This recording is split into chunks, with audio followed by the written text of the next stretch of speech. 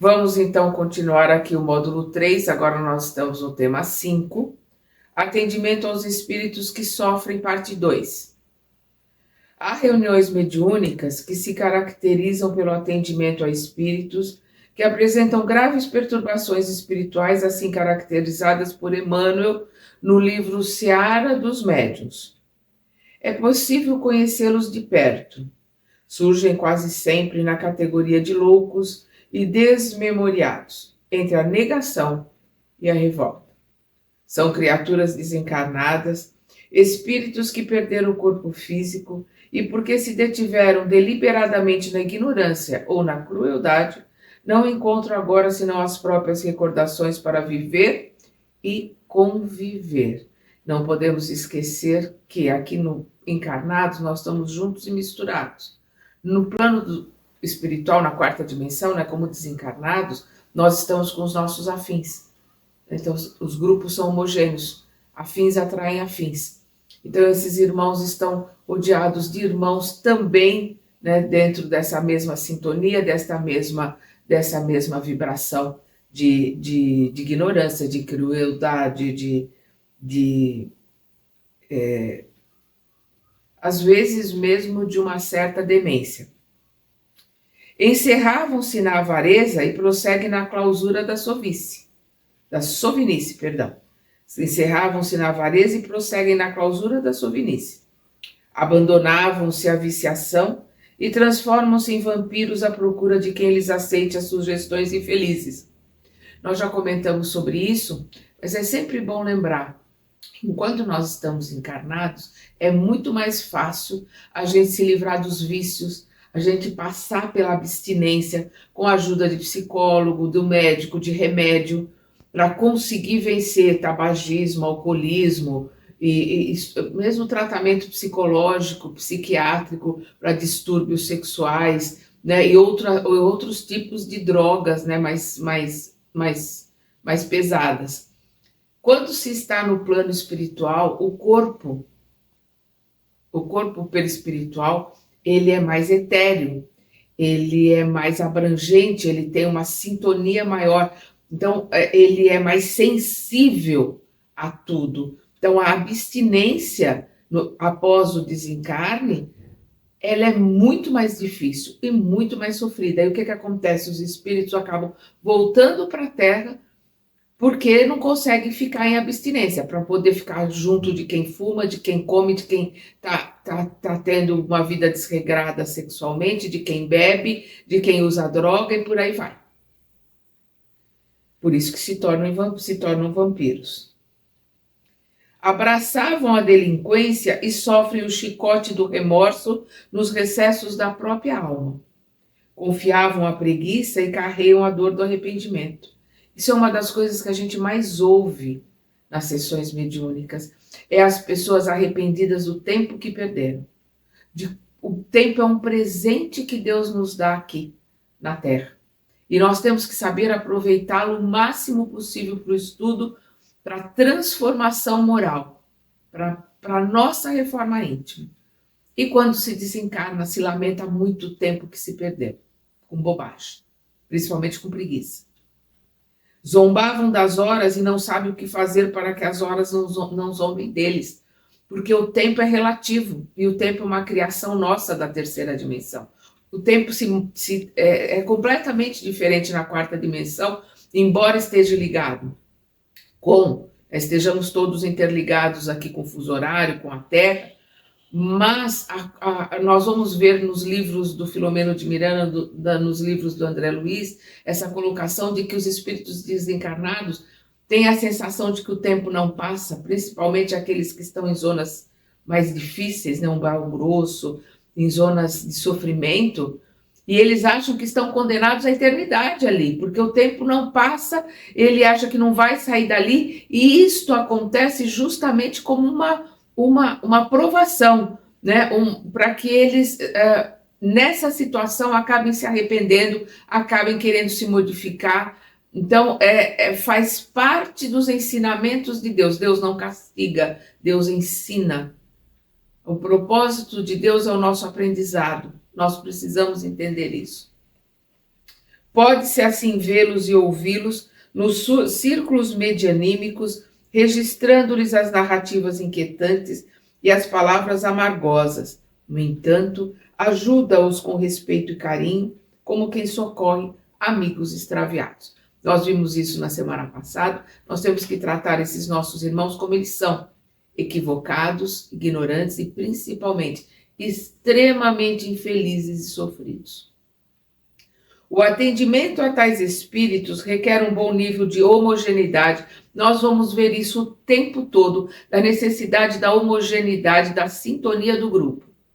Então, o atendimento a tais espíritos requer um bom nível de homogeneidade do grupo, em termos de conhecimento evangélico espírita, em termos do conhecimento da doutrina, principalmente das obras básicas, né, que os espíritos trouxeram para o Kardec. A obra básica não é do Kardec, a obra básica são dos espíritos, é o espírito da verdade que traz todas as respostas através dos seus prepostos ali para os livros, né, são 5 livros, e são essa obra básica que nós precisamos ter. O único que tem as teorias e as ideias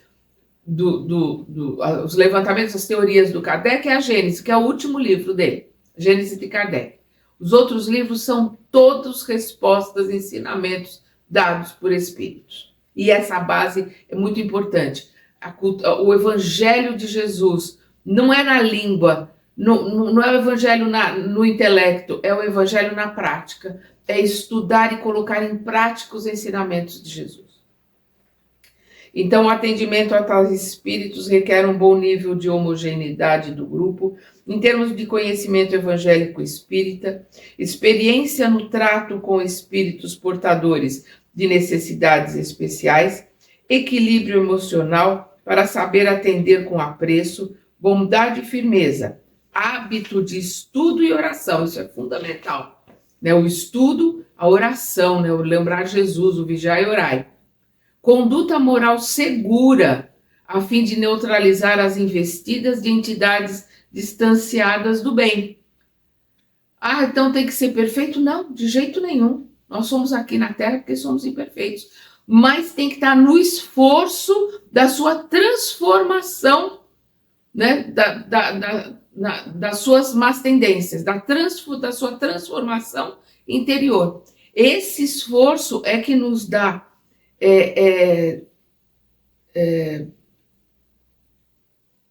energia, que nos dá merecimento para termos não só auxílio, mas para termos moral, para nos impormos diante dos espíritos que precisam de auxílio e principalmente dificultarmos os irmãozinhos instigantes que estão o tempo todo buscando brechas nos nossos calcanhares de Aquiles, que todos nós os temos, e muitos. Então, nós vamos ver aqui um trecho do Livro dos Médiuns, quando eles dizem: considerando-se a premissa de que um médium jamais é tão perfeito que não possa ser atacado por algum lado fraco. Todos nós temos o lado fraco, todos nós somos atacados, e o que nos defende é a oração, o evangelho no lar, o estudo, a busca do autoconhecimento, né? A busca da transformação, porque com autoconhecimento eu percebo na hora, isso aqui não é meu, esse pensamento não é meu. E entro em oração e peço ajuda para mim e para o irmãozinho necessitado que está ali, querendo buscar uma brecha para me influenciar. O item 1, espíritos portadores de graves desarmonias espirituais. Destacamos neste espaço algumas categorias de espíritos que se manifestam nas reuniões mediúnicas, mas que, em razão das condições que apresentam, caracterizadas por significativa perturbação, o grupo mediúnico precisa aprender a lidar com eles para realizar um bom atendimento espiritual. Entre eles, há espíritos que são mais ignorantes do que maus. E isso é o que nós precisamos entender. Esses nossos irmãos, eles são ignorantes, no sentido de que não conhecem, da ignorância dos ensinamentos. Eles estão equivocados, eles acham que eles precisam se vingar, eles acham que eles precisam fazer com que aquela pessoa sofra o que fizeram para eles, porque não existe justiça. Quem lê o livro Libertação, nós vamos ver que aquela cidadela que o Gregório comanda, ali no Umbral Grosso, eles se chamam de justiceiros. Nós vamos ver no livro Ação e Reação a escola dos vingadores. Então, eles acham que eles precisam realmente serem justiceiros. Essa ideia vem muito forte. Quem trabalha no grupo de desobsessão vê isso o tempo todo.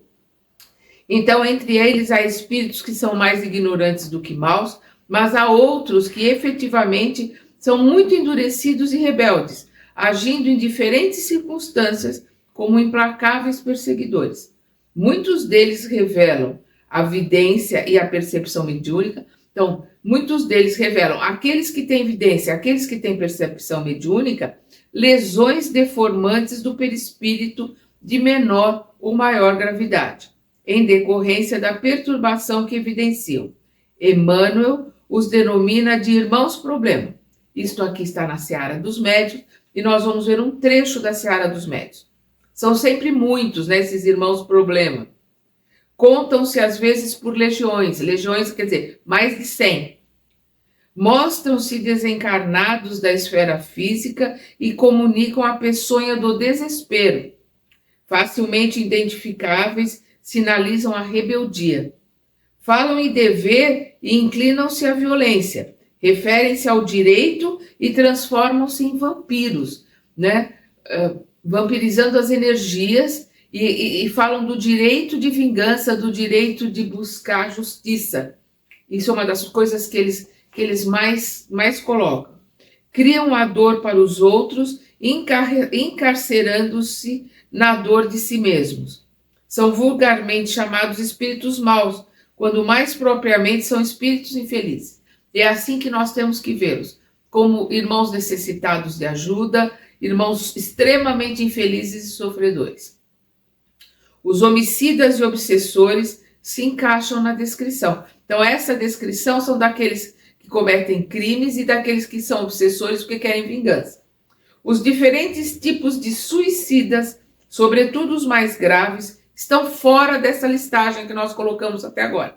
Contudo, requerem atendimento seguro, pleno de amor, paciência e compaixão, pois tais irmãos são portadores de sofrimentos atrozes que os perturbam enormemente.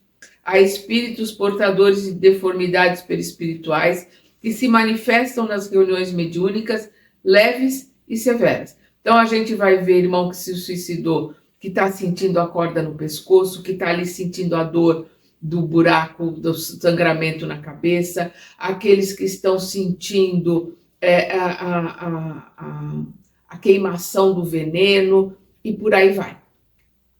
Entre eles encontramos os fixados nas enfermidades que tiveram quando encarnados, e aqui são os nossos irmãos suicidas inconscientes, que são aqueles que, por desrespeito ao corpo, acabam desencarnando antes do tempo e são suicidas inconscientes. Nós vamos ver o caso do André Luiz, no livro Nosso Lar nós temos aqui no canal, é só ir lá na playlist, buscar. Nós temos o André Luiz ali desencarnado como suicida inconsciente, né? E ele coloca o tempo todo que ele não é suicida, porque a gente considera normalmente suicida aquele que planejou o suicídio, né? Que tomou veneno, deu um tiro na cabeça. Mas a grande maioria de nós desencarna como suicida inconsciente por desrespeito ao corpo, vai embora antes do tempo. Então, entre eles, encontramos os fixados nas enfermidades que tiveram quanto encarnados, os que tiveram morte súbita e violenta, como ocorre nos acidentes de carro, nos assassinatos, etc. Há os que são mantidos sob o controle de certas entidades localizadas no além, que lhes infligem sofrimentos e anomalias. E aqui nós vamos lembrar no livro Missionários da Luz, no capítulo 11, nós temos aqui na playlist, no canal.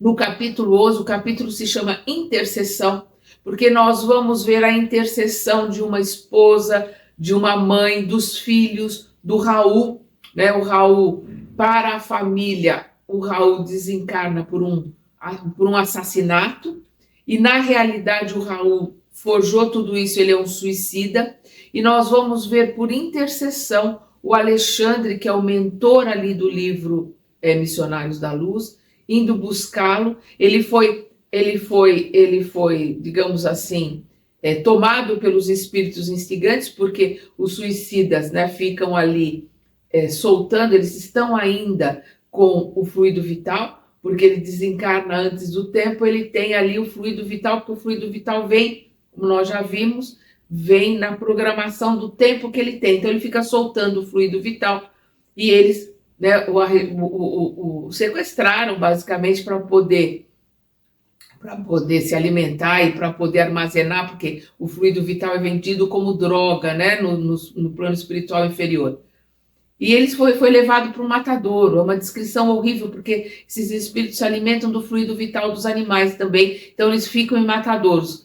E aí o Alexandre vai socorrê-lo lá no matadouro e vai levá-lo para ajudá-lo, para assisti-lo pela intercessão. Então é o que eles estão falando aqui. Eles são mantidos, principalmente os suicidas, sob o controle de certas entidades localizadas no além, que lhes infligem sofrimentos e anomalias. Assistidos convenientemente no grupo mediúnico, e aí nós vamos ver nesse capítulo 11 de Missionários da Luz, ele sendo assistido pelo plano espiritual, ali pelo Alexandre, pelo André Luiz e por mais outro, se eu não me engano, acho que é o Hilário, que está ali junto com o André Luiz. E nós vemos que quando ele está num processo que ele consegue receber uma ajuda maior, os trabalhadores de Maria, porque quem trabalha no Vale dos Suicidas são os trabalhadores de Maria, Maria que protege e coordena os trabalhos no Vale dos Suicidas.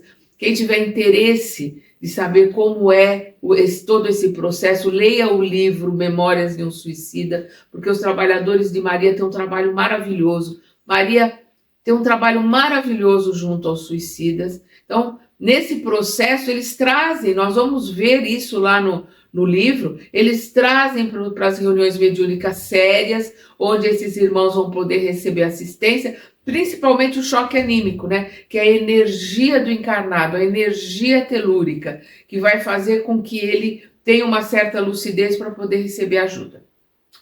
Então, assistidos convenientemente no grupo mediúnico, libertam-se das fixações mentais, porque normalmente os suicidas ficam naquele looping, né, de quando eles estavam do suicídio. Ficam lembrando aqueles momentos do suicídio o tempo todo. Então, libertam-se das fixações mentais, as lesões desaparecem e a harmonia, ainda que relativa ao grau de sofrimento, é restabelecida. Certas lesões ou deformidades perispirituais, entretanto, demandam tempo para serem sanadas, necessitando inclusive de uma ou mais reencarnações do espírito. Nós até conversamos sobre isso no nosso estudo passado. Do livro Entre a Terra e o Céu, nós vamos ver lá o Júlio que desencarnou, se eu não me engano, na Guerra do Paraguai, por suicídio, por um caso amoroso. Aí ele desencarna ainda pequeno, volta para o perispírito dele de suicida, aí depois ele encarna de novo, aí ele desencarna depois com 8 anos, aí ele já tem um perispírito formado. O que acontece com o suicida? Ele precisa encarnar e desencarnar para ir formando o perispírito que ele destruiu, né, partes do perispírito com o suicídio. Então a gente vai ver que o Júlio vai encarnar, né, ali numa encarnação que vai durar mais um certo tempo, vai desencarnar e depois volta, porque ele precisa de várias encarnações para poder ir reestruturando o perispírito. Então, o que ele diz aqui, inclusive de uma ou mais encarnações, né, do perispírito para poder sanar, para poder reencarnações desse espírito, para poder sanar as lesões no perispírito. Situam-se nesse contexto os processos de zoantropia, que é a transformação em animal, e os de ovoidização. E aí eu aconselho a leitura do livro Libertação.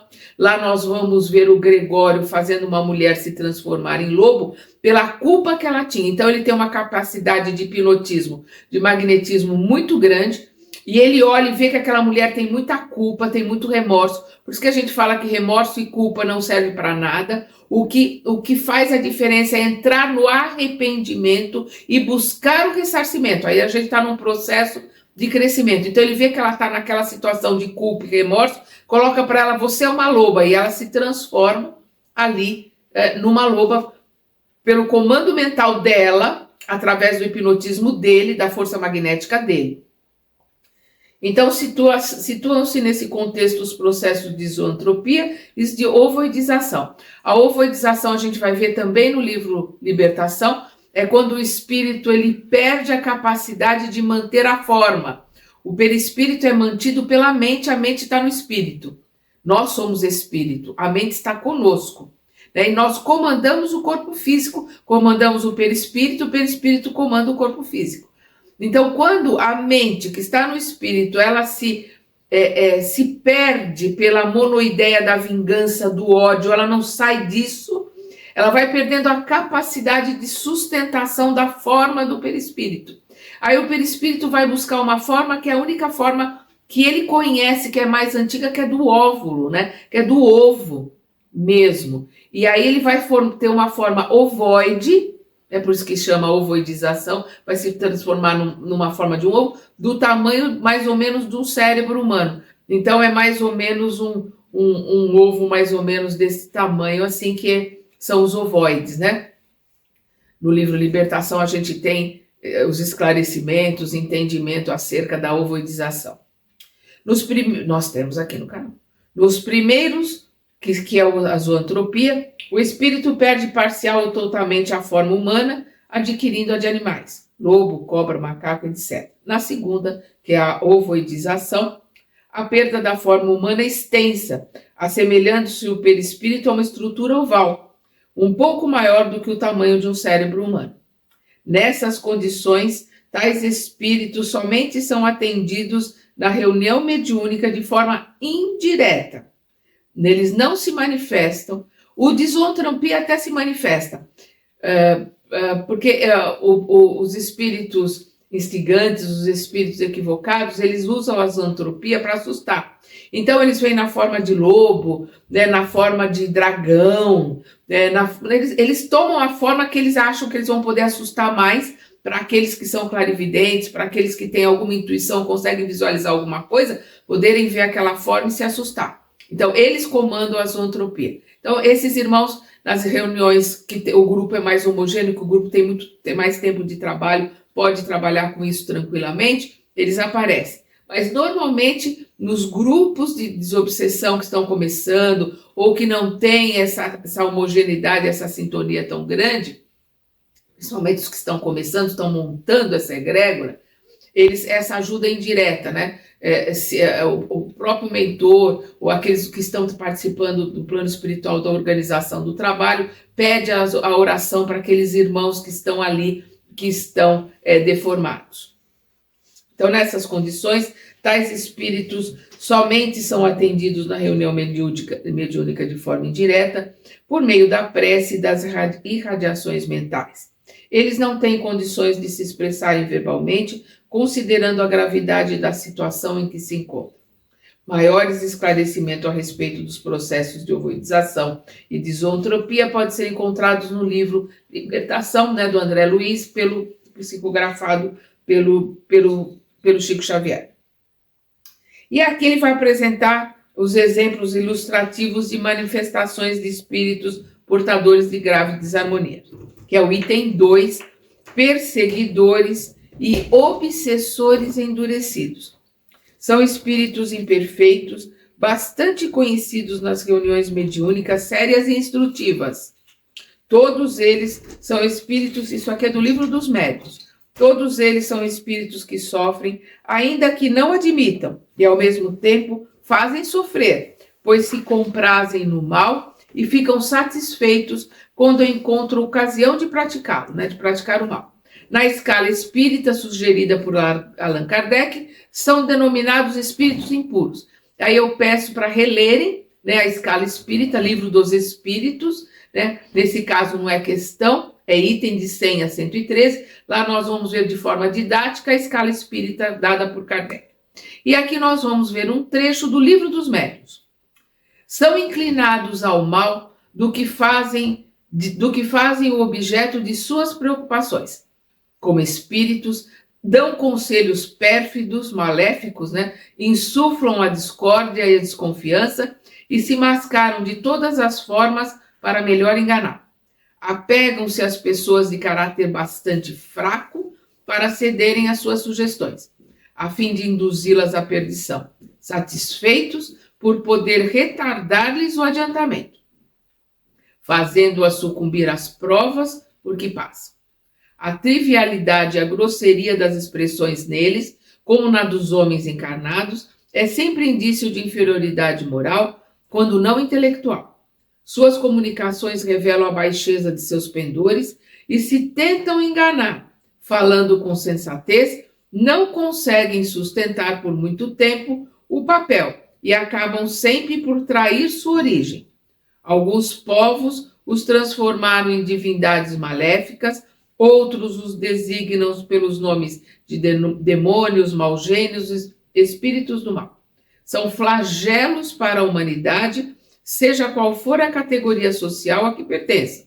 E o verniz da civilização não os livra do opróbrio, né? Pobre é desonra, degradação, e da ignomínia, que também é desonra extrema.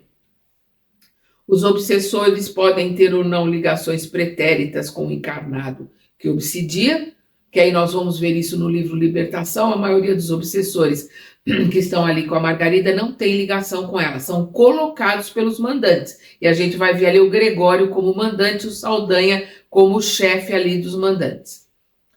Então, os obsessores podem ter ou não ligações pretéritas com o encarnado que obsidia, cuja perseguição assemelha-se à ação de predadores que agem sob o impulso da vingança e do ódio. Durante o atendimento na reunião mediúnica, revelam-se inflexíveis e com escassa manifestação de piedade. Os integrantes do grupo, sobretudo o dialogador e o médium, precisam saber tratá-los com firmeza, aliada à bondade, não se deixando enganar pela esperteza de suas argumentações, porque, na verdade, são criaturas extremamente infelizes que vagueiam pelas paragens de dor e de sombra, existentes no plano espiritual, ferindo e sendo feridos, escarnecendo e sendo escarnecidos. Caso o espírito permaneça irredutível depois de todas as tentativas de auxílio, o doutrinador, que se mantém em sintonia com os benfeitores espirituais, pode propor-lhe intuitivamente rever os acontecimentos à época em que eles ocorreram, né? Rever o seu passado, rever os acontecimentos, né, que levaram àquela situação em que ele tem tanta raiva e tanto ódio, para ver o motivo, para ver o que aconteceu, para ver, às vezes, coisas que ele fez em outras encarnações que fizeram com que ele passasse por aquela situação. Porque a gente precisa entender que nesse planeta não existe vítima, existe a dor, existe a maldade, existe o sofrimento, mas não existe vítima. Os trabalhadores da equipe espiritual induzem o comunicante a regredir no passado, atuando no centro de sua memória integral, cujas lembranças aí existentes poderão ser projetadas numa tela fluídica denominada condensador ectoplásmico. Nós já estudamos isso, né, em aulas passadas, condensador ectoplásmico, que a gente vê as características dele no livro Os Domínios da Mediunidade. Trata-se de um equipamento semelhante a uma gaze tenuíssima com dispositivos especiais, medido por inteiro 1 metro quadrado aproximadamente. Aulus, orientador citado no livro Dos Domínios da Mediunidade, informa a utilidade desse aparelho. Vamos ver aqui um trecho do livro. Tem a propriedade de concentrar em si os raios de força projetados pelos componentes da reunião, reproduzindo as imagens que fluem do pensamento da entidade comunicante, não só para a nossa observação, mas também para a análise do doutrinador, que as recebe em seu campo intuitivo, agora auxiliado pelas energias magnéticas do nosso plano. Como é o Aulus falando, né, do nosso plano, é o plano espiritual onde ele está. O hóspede espiritual apenas contempla os reflexos da mente de si mesmo, a maneira de pessoa que se examina através de um espelho. Então, aqui termina, né, o item do livro Domínios da Mediunidade. Os participantes do grupo mediúnico devem manter-se atentos a certas técnicas obsessivas utilizadas pelos obsessores, como a hipnose, associada ao uso específico do magnetismo. Há no plano espiritual poderosos magnetizadores e hipnotizadores que, para obter o domínio sobre as suas vítimas, manipulam os sentimentos de culpa e de remorso, guardados no íntimo dos seus perseguidores, em decorrência das ações infelizes cometidas no passado. Por isso que é tão importante o autoconhecimento, para saber quando aquilo não é seu, quando aquilo está sendo induzido.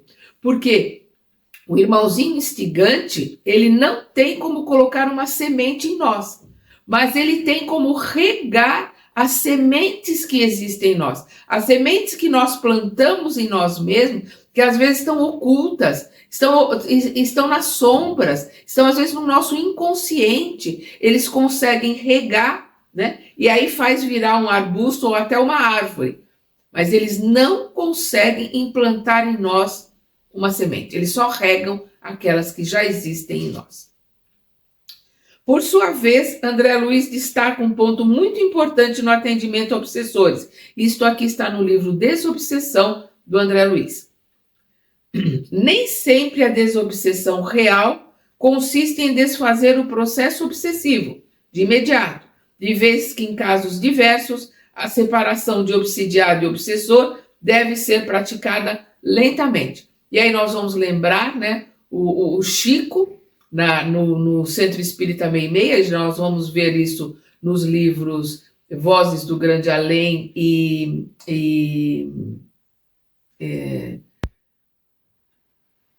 tem um outro livro também que é sobre as reuniões mediúnicas lá do Centro Espírita Meia-Meia, aqui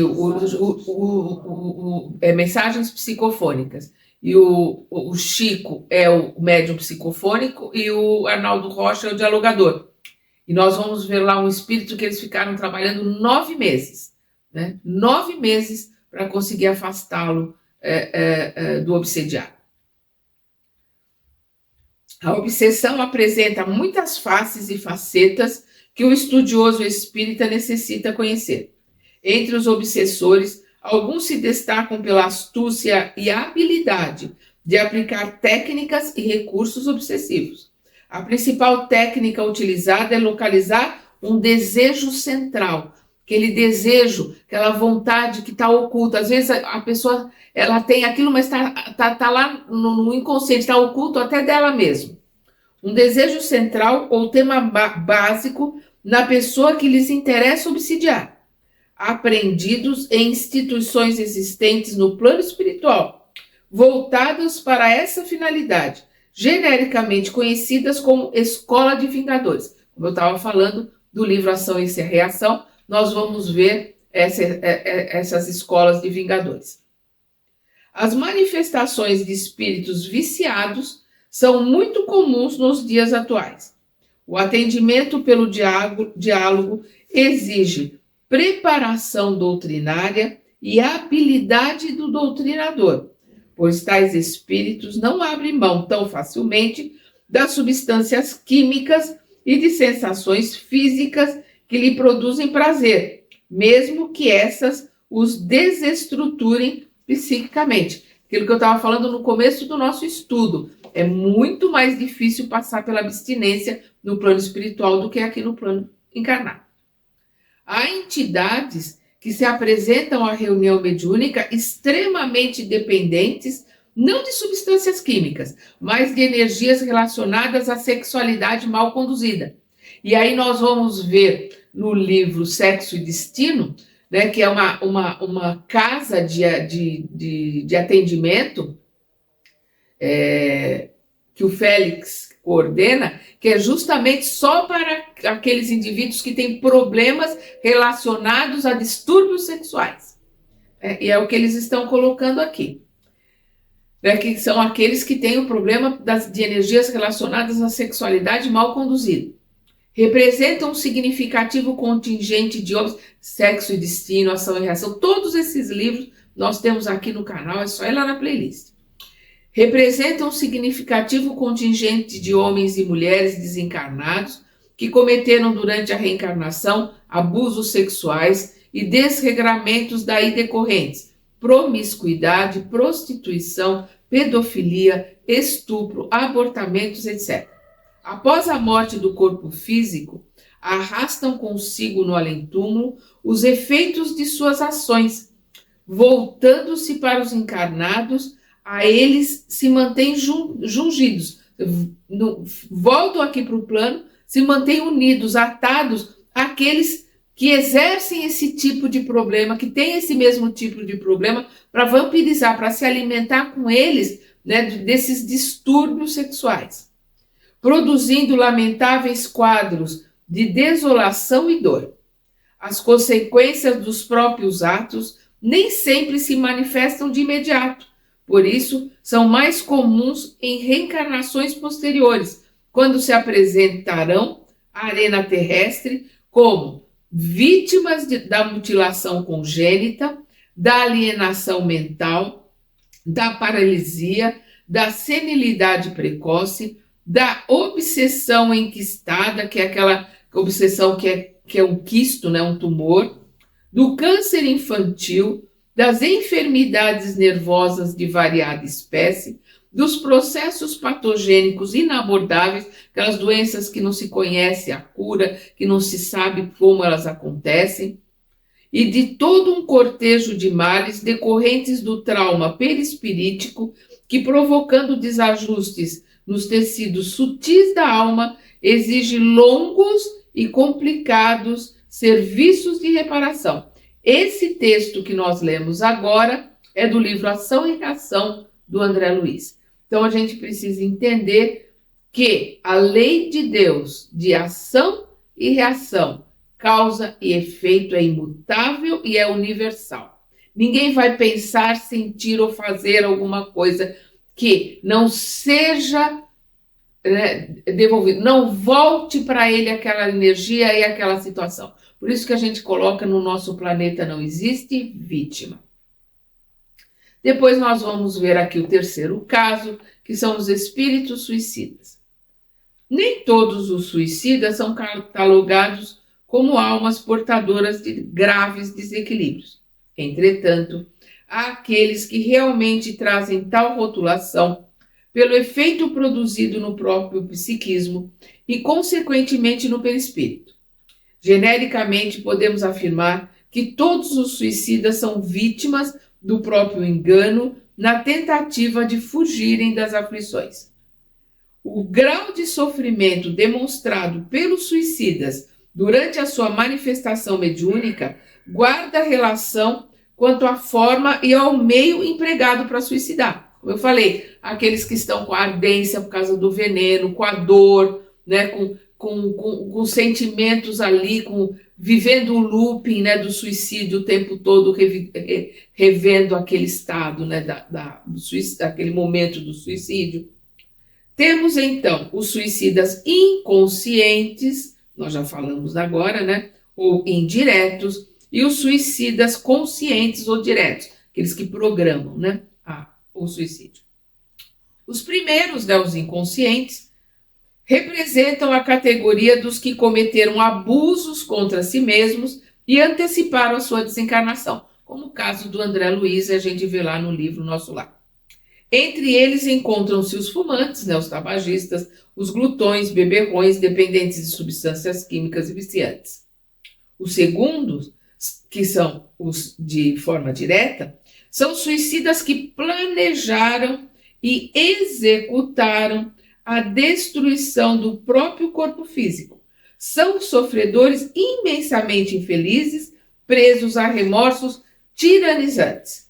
E aqui nós vamos ver um trecho do livro O Consolador, nós temos aqui no canal, do Emmanuel. Suicidas há que continuam experimentando os padecimentos físicos da última hora terrestre no seu corpo somático, né, no seu corpo de carne, indefinidamente, né, naquele looping. Anos a fio sentem as impressões terríveis do tóxicos que lhes aniquilou as energias, a perfuração do cérebro pelo corpo estranho partido da arma usada no gesto supremo, o peso das rodas pesadas sobre as quais se atiraram na ânsia de desertar da vida, a passagem das águas silenciosas e tristes sobre os seus despojos, onde procuraram o esquecimento criminoso de suas tarefas no mundo. E comumente a pior emoção do suicida é a de acompanhar, minuto a minuto, o processo da decomposição do corpo abandonado no seio da terra, verminando e verminado, cheio de vermes, e apodrecido. De todos os desvios da vida humana, o suicídio é talvez o maior deles, pela sua característica de falso heroísmo, de negação absoluta da lei do amor e de suprema rebeldia à vontade de Deus, cuja justiça nunca se fez sentir junto aos homens, sem a luz da misericórdia. Nós temos que lembrar sempre a misericórdia de Deus. Eu gosto muito de uma frase do Simão Pedro Palestrante, quando ele coloca que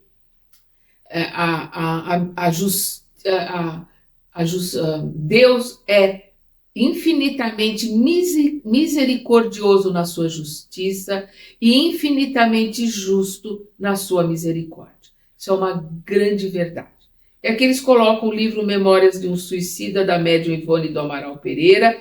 É leitura imprescindível para todos os que desejam compreender a mente e o sofrimento dos suicidas, assim como a melhor forma de auxiliar. É um livro imprescindível, é um livro que o começo do livro ele é mais duro, ele é mais sofrido, mas vale a pena passar por esse começo, porque o livro é lindo, o livro tem mensagens e situações maravilhosas. Nós vamos ver ali o trabalho, o amor de Maria com todos esses irmãos e os trabalhadores de Maria trabalhando junto aos suicidas. E a gente precisa entender que não existe regra de bolo. 2 e 2 pode até dar 4 no plano espiritual, mas normalmente pode dar qualquer outra coisa. Não existe regra. Então as pessoas falam, tem síndrome de Down porque foi suicida. Tem um determinado problema porque se suicidou. Não, isso não é uma regra. O que acontece? Deus ensina, Deus é amor, Deus quer que aprenda a lição. Então nós vamos ver a Dona Ivone do Amaral, que se suicidou por várias vezes seguidas, e nós vamos ver na reencarnação dela como Ivone, com corpo perfeito, numa mediunidade de expiação. Então ela veio para trabalhar junto aos suicidas, a missão dela foi escrever esse livro que é maravilhoso, Memórias de um Suicida, essa foi a missão da vida dela. E ela tem um corpo perfeito, mas ela tem uma mediunidade de expiação.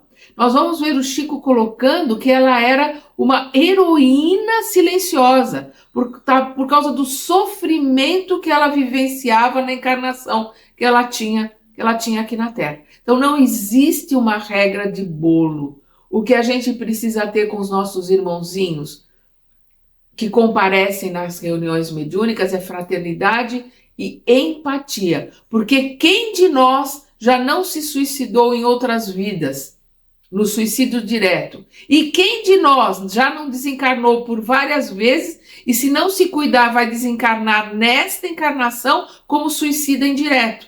Porque não cuida do corpo, não cuida da alimentação, não cuida dos pensamentos, trabalha em excesso, come em excesso, se desgasta em excesso, tudo isso destrói o corpo. Tudo isso acaba desencarnando antes do tempo e vai como suicida indireto. Então assim nós terminamos este capítulo e no nosso próximo estudo nós vamos ver uma atividade complementar do módulo 3. Até lá!